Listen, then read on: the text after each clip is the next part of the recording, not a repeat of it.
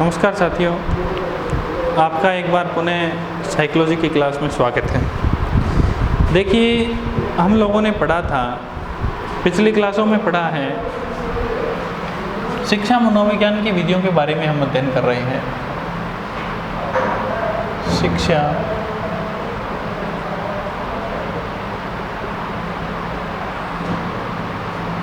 मनोविज्ञान की शिक्षण विधि। शिक्षा मनोविज्ञान की शिक्षण विधियों के बारे में हम पढ़ रहे थे, तो दो प्रकार की विधियां आती थी। एक है आत्मनिष्ठ विधियां,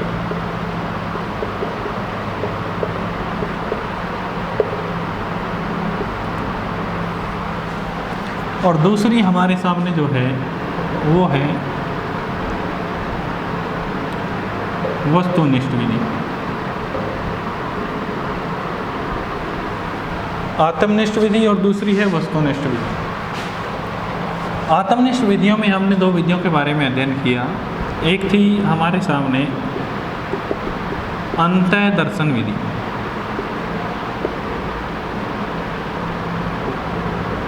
दूसरी थी गाथा वर्णन विधि। एक तो थी अंतः दर्शन विधि, दूसरी है हमारे सामने गाथा वर्णन विधि। वस्तुनिष्ठ विधियों में हमारे सामने है जीवन इतिहास विधि, फिर है प्रश्नावली विधि,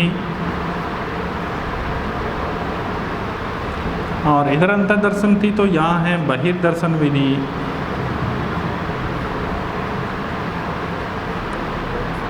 और इधर है साक्षात्कार विधि। इसके अलावा भी अगर बात करें तो व्यक्तित्व की कुछ प्रक्षेपी विधियाँ आती हैं। व्यक्तित्व की कुछ प्रक्षेपी विधियाँ, इन प्रक्षेपी विधियों की हम बात करें तो इनमें देखिए हमारे सामने है वो आ जाती है, जैसे प्रक्षेपी विधियों में रोषाशाही धब्बा परीक्षण, रोषाशाही धब्बा परीक्षण विधि, उसके बाद में टेट, उसके बाद में कैट, उसके बाद में शब्द साहचर्य विधि, फिर है वाक्य पूर्ति परीक्षण विधि। ये विधियाँ इसमें प्रक्षेपी विधियों में शामिल हो जाती हैं। इन विधियों के बारे में हम चर्चाएं करेंगे एक एक विधियों के बारे में। सबसे पहले हमारे सामने आती है जीवन इतिहास विधि। इन विधियों के बारे में चर्चा करें, दोबारा से लिख देता हूँ यहाँ पे, अंतः दर्शन विधि, दूसरी है हमारे सामने गाथा वर्णन विधि। अंतः दर्शन विधि और गाथा वर्णन विधि, इन दो विधियों को शामिल किया जाता है। इन दोनों विधियों के बारे में हमने समझ लिया था। इन दोनों विधियों के बारे में हमने जाना कि दोनों विधि हैं अमनोवैज्ञानिक है। क्या है? अमनोवैज्ञानिक विधि है। अमनोवैज्ञानिक इसी कारण से इन्हें कहा जाता है आत्मनिष्ठ विधि। और इसके अलावा हम बात करते हैं, ये है जो विधियां हैं दूसरी, जिन्हें हम कहते हैं वस्तुनिष्ठ। वस्तुनिष्ठ विधि की हम बात करें तो इन्हें हम कहते हैं मनोवैज्ञानिक विधि।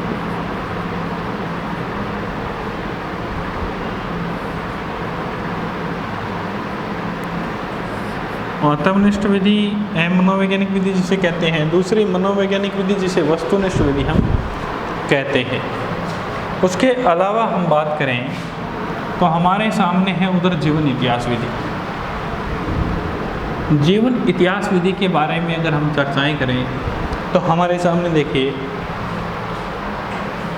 सबसे पहले दृष्टिकोण के आधार पे हम चर्चाएं करते हैं जीवन इतिहास विधि।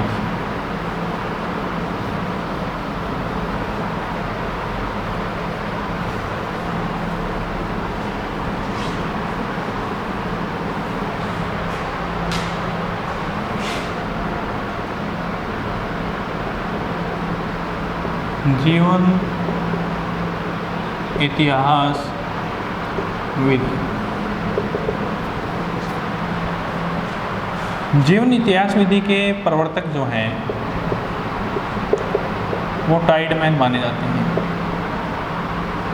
जीवन इतिहास विधि के प्रवर्तक जो है वो टाइडमैन माने जाते हैं जीवन इतिहास विधि के। और टाइडमैन में इस विधि के ऊपर प्रयोग किया था। इस विधि में क्या किया जाता है, इस विधि को कहते हैं जीवन वृत्त विधि, इसी को कहते हैं केस स्टडी विधि। इन विधियों के नाम से इस विधि को जाना जाता है। जीवन इतिहास विधि में ये जो विधि है ये मुख्यतः चिकित्सा के क्षेत्र में काम में आती है। चिकित्सा के क्षेत्र में काम में ली जाती है। चिकित्सा के क्षेत्र में काम में ली जाती है ये विधि। और चिकित्सा के क्षेत्र में ये काम में ली जाती है तो साथियों आप लोग देखिए, चिकित्सा के क्षेत्र में यह विधि काम में ली जाती है। जीवन इतिहास विधि टाइडमैन है जिसे जीवनवर्त विधि के स्टडी मेथड विधि, इसे केंद्रीय विधि भी कहा जाता है। इसे कई पुस्तकों में हम देखें तो केंद्रीय विधि भी कहा जाता है इस विधि को। चिकित्सा के क्षेत्र में यह काम में ली जाती है। अब क्या था, टाइडमैन जो था, देखिए साथियों टाइडमैन के बारे में हम बात करते हैं तो टाइडमैन जर्मनी का निवासी था। कहाँ का निवासी था? जर्मनी का निवासी था साथियों। इस विधि में पहले इसके बारे में, परिचय के बारे में समझिए कि जब बालकों के बारे में बात हो रही थी, मैंने एक बात कही थी आप लोगों को पहले कि बाल विकास के बारे में हम चिंतन कर रहे थे। तो बाल विकास के बारे में सबसे पहले जो सोचने वाले जो विद्वान थे वो पेस्टालोजी थे। बाल विकास की जो बात आती है, बाल विकास की जो बात आती है, उस बाल विकास के बारे में सबसे पहले सोचने वाले जो विद्वान थे वो थे पेस्टालोजी। पेस्टालोजी ने बाल विकास के बारे में सबसे पहले सोचा था। अब बाल विकास के बारे में इन्होंने सबसे पहले सोचा था। इससे पहले की जब मैं अब बात करूं तो जो प्लेटो नाम के विद्वान थे, उन प्लेटो ने थोड़ी सी चर्चा यानी थोड़ी सी अगर सोचने का जो काम, चिंतन करने का जो काम थोड़ा सा अगर किया तो प्लेटो ने किया है इससे पहले सोचने का काम। और बाल विकास के बारे में मैंने कहा कि पेस्टालोजी ने बाल विकास के बारे में सबसे पहले अध्ययन किया और पेस्टालोजी बाल विकास के जनक भी माने जाते हैं। बाल विकास के जनक पेस्टालोजी को ही कहा जाता है। पेस्टालोजी के बाद में इनके बारे में सोचने का काम जो किया था वो विक्टोरिया हरलॉक ने किया था। मैंने आपको बताया था विक्टोरिया हरलॉक ने किया था। Shrimati Victoria Hurlock, Shrimati Victoria Hurlock जो थी, विक्टोरिया हरलॉक का नाम बाल विकास के क्षेत्र में बहुत बड़ा नाम है साथियों। और विक्टोरिया हरलॉक जो थी, उस हरलॉक का बड़ा नाम होने के कारण ही विक्टोरिया हरलॉक ने क्या किया कि अपने कुछ साहित्यों का, अपने साहित्य में उन्होंने बहुत से ऐसे पत्र पत्रिकाओं को छुपवाया था। उन पत्र पत्रिकाओं का जो प्रभाव था, जर्मनी में उन्होंने पत्र पत्रिकाओं को छुपाया था। और वो जो पत्र पत्रिकाएं थी जर्मनी में जो प्रकाशित हुई थी वो यूरोप के कई अन्य देशों में भी प्रकाशित हुई थी। उन पत्र पत्रिकाओं का जो प्रभाव था वो टाइडमैन पे पड़ा था। जो पत्र पत्रिकाएं थी उन पत्र पत्रिकाओं का प्रभाव किस पे पड़ा था? टाइडमैन पे पड़ा था, जो चिकित्सा के क्षेत्र में काम करने वाले एक उच्च कोटि के विद्वान माने जाते हैं। अब ये क्या थे? पेशे से डॉक्टर थे। टाइडमैन जो थे वो डॉक्टर थे। क्या थे? डॉक्टर थे। और डॉक्टर किसके थे? बच्चों के, बच्चों के डॉक्टर थे। इसी कारण से ये जो विधि होती है, इस विधि को सबसे ज़्यादा जो बालकों के क्षेत्र में काम में ली जाती है। और बालकों में भी किस क्षेत्र में? चिकित्सा के क्षेत्र में यह विधि काम में ली जाती है। अब जीवन इतिहास विधि में क्या होता है साथियों? प्रवर्तक टाइडमैन है इस विधि के। टाइडमैन जर्मनी के निवासी थे और बाल विकास के क्षेत्र में इन्होंने काम किया था। श्रीमती विक्टोरिया हरलॉक का बहुत बड़ा नाम है बाल विकास के संबंध में अगर देखा जाए। श्रीमती विक्टोरिया हरलॉक के बाद की अगर हम बात करते हैं तो पेस्टालोजी जो थे, पेस्टालोजी ने क्या किया? पेस्टालॉजी और श्रीमती विक्टोरिया हार्लॉक ने बहुत सी ऐसी पत्र पत्रिकाओं का प्रकाशन करवाया, और जो पत्र पत्रिकाओं का प्रकाशन था वो जर्मनी और यूरोप के कई अन्य देशों में वो चीज़ें फैली, और जब अन्य देशों में फैली तो उनका प्रभाव जो था वो टाइडमैन पे पड़ा था। जर्मनी के डॉक्टर थे टाइडमैन, उन टाइडमैन पे पड़ा था, जो कि डॉक्टर किसके थे? बच्चों के डॉक्टर थे। अब ये जो प्रभाव इनके ऊपर पड़ा तो इन्होंने बच्चों के क्षेत्र में अध्ययन करना शुरू कर दिया, और जब इन्होंने बच्चों के संदर्भ में अध्ययन करना प्रारंभ किया साथियों, तो उसी समय मैं ये कहूँ कि बच्चों की चिकित्सा के बारे में, बच्चों के बारे में, बच्चों के जीवन के बारे में सोचने का जो कार्य इन्होंने किया था, इसी कारण से तब से लेकर के जो जीवन इतिहास विधि का जो स्वरूप माना जाता है, इसका जीवन इतिहास विधि का जो स्वरूप माना जाता है, जीवन इतिहास विधि का जो स्वरूप माना जाता है, वो स्वरूप किसका माना जाता है? वस्तुनिष्ठ विधियों में टाइडमैन का माना जाता है। किसका माना जाता है साथियों? टाइडमैन का, जीवन इतिहास विधि, केस स्टडी मेथड जिसे बोलते हैं, जीवन इतिहास विधि जिसे बोलते हैं। अब क्या होता है, टाइडमैन ने इस विधि को लागू किया, और इस विधि को उपयोग में कैसे लिया जाता है? देखिए, मैंने आप लोगों को बताया था कि इन विधियों का जो स्वरूप आता है तो उस समय तीन चीज़ें होती हैं हमारे सामने। विज्ञान का उदय हुआ, विज्ञान का उदय हुआ तो प्रयोग है हमारे सामने, प्रयोज्य है और प्रयोग करता है। प्रयोग, प्रयोज्य और प्रयोगकर्ता, तीन चीज़ें हैं। विज्ञान का जब उदय हुआ तो हमारे सामने प्रयोग, प्रयोज्य और प्रयोग करता है। अब प्रयोग, प्रयोज्य और प्रयोगकर्ता जब तीन चीज़ें हमारे सामने हैं साथियों, तो आप ये बात मान के चलिए कि इस विधि का जब प्रयोग होगा तो ये बालकों के ऊपर लागू होगी ये विधि, और बालकों के ऊपर जब लागू होगी तो उसमें अध्ययन किए जाएंगे, अध्ययन बालकों के ऊपर ही होंगे। बालकों को क्या किया जाता है कि इस विधि का उपयोग मैं मुख्य रूप से आप लोगों को बताऊं कि जो बालक कक्षाओं से भाग जाते हैं, जो कक्षाओं से पलायन करके चले जाते हैं, उन बालकों के लिए यह विधि काम में ली जाती है। और इन विधियों के स्वरूप को अगर हम देखें तो मुख्यतया देखिए जीवन इतिहास विधि के बारे में कि ये जो अपनी रूपरेखा है जीवन इतिहास विधि की, इस विधि में अब मैं बात कहूँ कि बालक है, एक क्लास में मान के चलिए 25 बालक हैं, उनमें से एक बालक ऐसा है जो कि मैथ का विषय है, यानी 4 पीरियड लगने के बाद 5वां पीरियड आता है, 4 पीरियड के बाद रिसेस का टाइम होता है, हाफ टाइम का टाइम होता है, 4 पीरियड लगने के बाद जब 5वां पीरियड आता है तो उस समय वो बालक भाग जाते हैं क्लास से पलायन कर जाते हैं। अब पलायन जब बच्चे कर गए तो उसके लिए जीवन इतिहास विधि काम में ली जाएगी। जीवन इतिहास विधि में क्या होता है कि प्राणी अपनी क्रियाओं को अपने स्वरूप के आधार पर निहारता रहता है, और उसी स्वरूप में हम जीवन इतिहास विधि को आगे लेकर के चलते हैं। जीवन इतिहास विधि क्या है कि इसी जीवन इतिहास विधि में मैं आप लोगों को बताऊं कि बच्चे कक्षा से पलायन कर रहे हैं, बच्चों किसी प्रकार की कोई समस्या है, बच्चे विद्यालय से छुट्टी होने के बाद घर पे नहीं जाते हैं, बच्चे एक विषय हिंदी पढ़ने के बाद मैथ विषय का अध्ययन नहीं करते हैं, बच्चे हिंदी और मैथ विषय का अध्ययन करने के पश्चात इंग्लिश विषय की ओर अग्रसर नहीं होते हैं।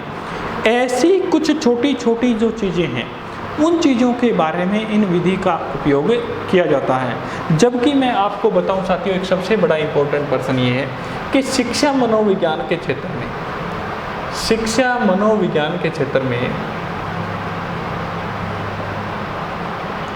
शिक्षा मनोविज्ञान के क्षेत्र में सर्वाधिक रूप से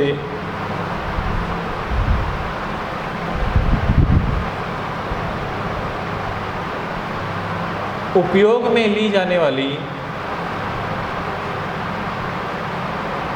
जो विधि है वो जीवन इतिहास विधि है, जीवन इतिहास विधि मानी जाती है। शिक्षा मनोविज्ञान के क्षेत्र में सर्वाधिक रूप से उपयोग में ली जाने वाली जो विधि मानी जाती है वो जीवन इतिहास विधि मानी जाती है। अब जीवन इतिहास विधि के बारे में हम चर्चाएं करें तो अपने अपने स्वरूप में देखिए, आप लोगों को मैं बता देता हूँ कि शिक्षा मनोविज्ञान के क्षेत्र में सबसे सर्वाधिक जो उपयोगी विधि मानी जाती है वो जीवन इतिहास विधि मानी जाती है। इस विधि के प्रवर्तक टाइडमैन, ये तो मैंने आपको बता ही दिया कि बाल विकास के क्षेत्र में भी सबसे बड़ा जो नाम है वो टाइडमैन का नाम है। श्रीमती विक्टोरिया हार्लॉक के बाद जो दूसरा नाम आता है वो टाइडमैन का नाम आता है। अब यहाँ इस विधि में हम बच्चे के ऊपर लागू कैसे करेंगे? जैसे एक कक्षा में हम प्रयोग कर रहे हैं तो बच्चे की समस्या है, पहले समस्या का चयन किया जाता है कि समस्या कौन सी है। अब समस्या का चयन किया जाता है तो मान के चलिए यहाँ पे मैथ विषय की समस्या है बालक को, किसी बालक को किसकी है? मैथ विषय की समस्या है किसी बालक को। और किसी बालक को अगर मैथ विषय की समस्या है उसके बाद वो प्रयोज्य के ऊपर लागू करता है कि प्रयोज्य यानी कौन से बालक के ऊपर लागू है, तो उसने उस बालक को लिया जिसके ऊपर वो लागू थी। हमारा विषय क्या था, सब्जेक्ट क्या है, प्रयोग क्या है, मैथ विषय है। मैथ विषय जैसे ही आता है आधी जो क्लास है वो खाली हो जाती है। उसके बाद में जो बालक के ऊपर प्रयोग करता यानी जो शिक्षक है वो शिक्षक प्रयोग कर रहा है कि ये ऐसा क्यों हो रहा है कि मैथ विषय में एक बालक जो है वो जैसे ही मैथ का पीरियड आता है तो क्लास पूरी की पूरी खाली हो जाती है, ये शिक्षक प्रयोग कर रहा है। तो इस विधि में विज्ञान में प्रयोग, प्रयोज्य और प्रयोगकर्ता 3 चीज़ें इसमें शामिल होती हैं। और इन तीनों चीज़ों में देखिए यानी किसी विषय में बालक का कक्षा से भाग जाना, उस शिक्षक उस समय क्या करता है, प्रयोग करता है। अब क्या करता है, इसमें प्रयोग करके वो आवश्यक निष्कर्ष निकालता है। वो बालक के बारे में सोचता है कि बालक कहाँ गया, वो बालक के परिवारजनों से पूछता है, यानी जीवन इतिहास विधि उसके घर वालों से पूछता है, उसके दोस्तों से पूछता है, उसके मित्रों से पूछता है, अपने परिवारजनों से पूछता है। वो इन सभी से पूछता जीवन इतिहास विधि में जाता है और बालकों के पूर्व जानकारी जो है, पूर्व जो जानकारी है वो जुटाई जाती है उसके परिवारजनों से, उसके मित्रों से, उसके दोस्तों से, उसके सगे संबंधियों से, सभी से वो जानकारी इकट्ठी करके और फिर उसका निष्कर्ष निकाला जाता है। और निष्कर्ष निकालने के पश्चात यह जाना जाता है कि क्या उसके घर वाले भी मैथ से डरते हैं, यहाँ तक निष्कर्ष निकल जाते हैं। अब एक बच्चा कक्षा में शरारती है तो उसका पूर्वजों के बारे में जानना पड़ेगा कि उसके घर में कैसा वातावरण दिया जा रहा है, घर के कैसे समाज में वो ढल रहा है, कैसे समाज में पल बढ़ रहा है। वो ऐसे स्वरूप से निकल करके आ रहा है जिस स्वरूप से हो सकता है कि उसके पूर्व की जो स्थिति रही है वो भी उसी जैसे हालात की रही हो, वो भी उसी स्वरूप जैसी रही हो, तो उस स्थिति को भी इसमें शामिल किया जाता है जीवन इतिहास विधि में। अगली विधि हमारे सामने जो आती है वो आती है प्रश्नावली विधि। इस विधि को मैं दोबारा से दोहरा रहा हूँ। जीवन इतिहास विधि के जो प्रवर्तक है वो टाइडमैन है। जीवन वर्त विधि, केस स्टडी विधि, कई बार इसे केंद्रीय विधि भी कहा जाता है। चिकित्सा के क्षेत्र में काम में ली जाती है। चिकित्सा के क्षेत्र में लेने वाले सबसे पहले कार्य में लेने वाले थे टाइडमैन डॉक्टर थे, जर्मनी में थे, बच्चों के डॉक्टर थे, जर्मनी के निवासी थे। और इन टाइडमैन के ऊपर जो प्रभाव पड़ता है पेस्टालॉजी और विक्टोरिया हरलॉक के जो लेख लिखे गए थे बाल विकास के संबंध में, इन दोनों के जो लेख लिखे गए थे, लेख थे बाल विकास के संबंध में। बाल विकास के संबंध में जो लेख लिखे गए थे उन लेखों का प्रभाव जो था वो टाइडमैन पे पड़ा था। श्रीमती विक्टोरिया हरलॉक का भी इनके ऊपर प्रभाव पड़ा था। और शिक्षा मनोविज्ञान के क्षेत्र में और चिकित्सा के क्षेत्र में सर्वाधिक जो काम में आने वाली जो विधि है वो जीवन इतिहास विधि मानी जाती है। साथियों, ये थी हमारे सामने जीवन इतिहास विधि। इसके बाद में हम बात करते हैं दूसरी विधि की। देखिए, जीवन इतिहास विधि के बाद में हम बात करें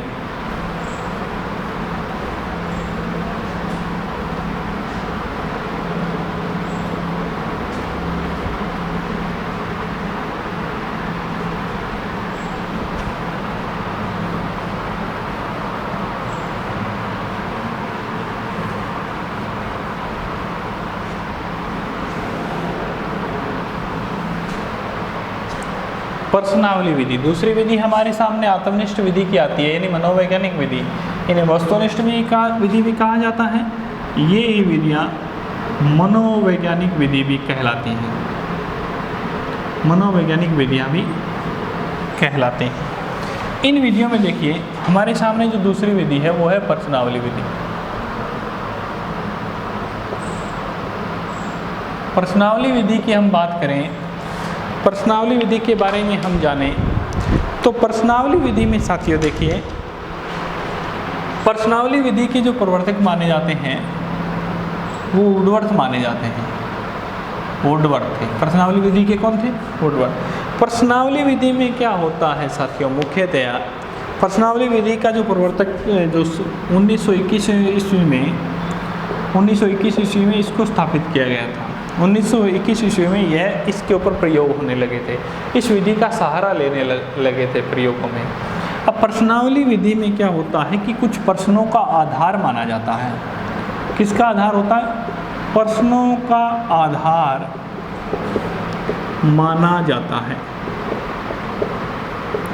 प्रश्नावली विधि में प्रश्नों का आधार माना जाता है। प्रश्नों का आधार माना जाता है तो इसमें कुछ प्रश्न होते हैं और इसी कारण से इस विधि में एक क्या होता है, एक कागज होता है, एक पेंसिल होती है। उस कागज और पेंसिल से उस कागज के ऊपर उस विद्यार्थी को लिखना होता है और वो विद्यार्थी उसको धीरे धीरे उसके जो आंसर हैं, उसके जो जवाब हैं और उनके जो विचार हैं उस विद्यार्थी के, वो उसके ऊपर भरने होते हैं। और जैसे वो उन विचारों को उनके ऊपर भरता है, कागज होता है, पेंसिल होता है, उसी से उसके ऊपर भरता है, उसी प्रश्नों को आधार माना जाता है। और उन प्रश्नों से भरने के कारण इसे कागज पेंसिल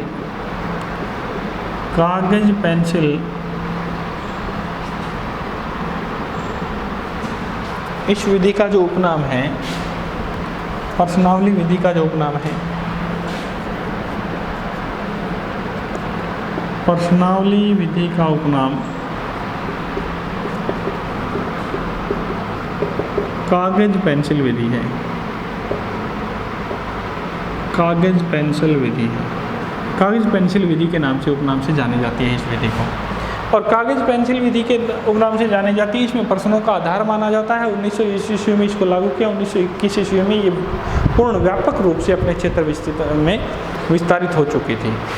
अब क्या होता है साथियों, वुडवर्थ ने इस विधि को लागू किया था, प्रश्नावली विधि को। इसमें प्रश्नों का आधार माना जाता है। प्रश्नावली विधि के प्रकार, प्रश्नावली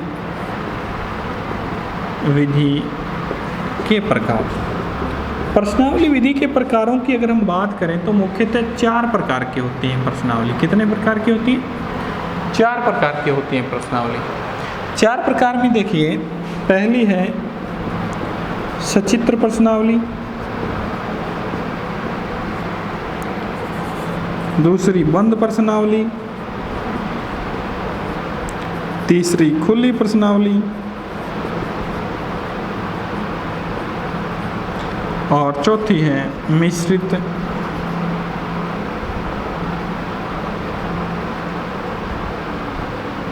प्रश्नावली। इन प्रश्नावलियों को रखा जाता है, पहली बंद, दूसरी खुली, तीसरी सचित्र और चौथी मिश्रित प्रश्नावली। 4 प्रश्नावलियों के रूप में रखा जाता है। हम एक एक प्रश्नावली के बारे में चर्चाएं करेंगे, प्रश्नावली विधियों के बारे में हम चर्चाएं करेंगे। प्रश्नावली विधियों के रूप में हम देखें इनको, तो देखिए इसी विधि में पहले तो ये समझिए कि प्रश्नावली होती क्या है, किस तरीके से काम में ली जाती है। कि प्रश्नावली जो होती है, प्रश्नावली शब्द से ही आपको मतलब पता चल रहा है कि इसमें जो प्रश्नों को आधार माना जाता है, किसको माना जाता है? प्रश्नों को आधार माना जाता है। और प्रश्नों को आधार मान करके किसी प्रयोगकर्ता के द्वारा किसी प्रयोज्य के ऊपर आवश्यक निष्कर्ष निकाले जाते हैं।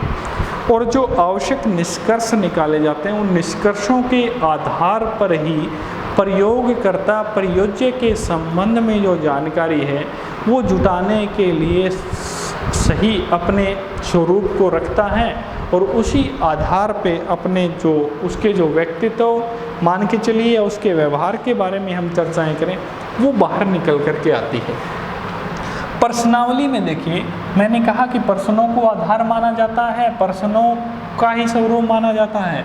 और इस प्रश्नावली विधि की अगर हम बात करें तो प्रश्नावली विधि में अब आप कहोगे कि सर प्रश्नों का आधार कैसे माना जाता है, वो इसमें समझिए आप लोग। मैंने इसका एक उपनाम बताया प्रश्नावली विधि का, कि प्रश्नावली विधि को कागज पेंसिल विधि के नाम से भी जाना जाता है।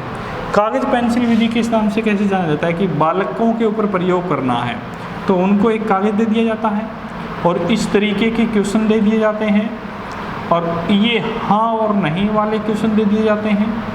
अब बालक को यहाँ पे संक्षिप्त में आंसर देना होता है। इसी तरीके से सभी क्वेश्चन जो हैं सभी के आंसर देने होते हैं। इसी प्रकार से अब बालक इनको पढ़ता है, इसमें कम से कम जो है वो 20 क्वेश्चन होते हैं। ये क्वेश्चन भी एक बार पूछा गया है। प्रश्नावली विधि में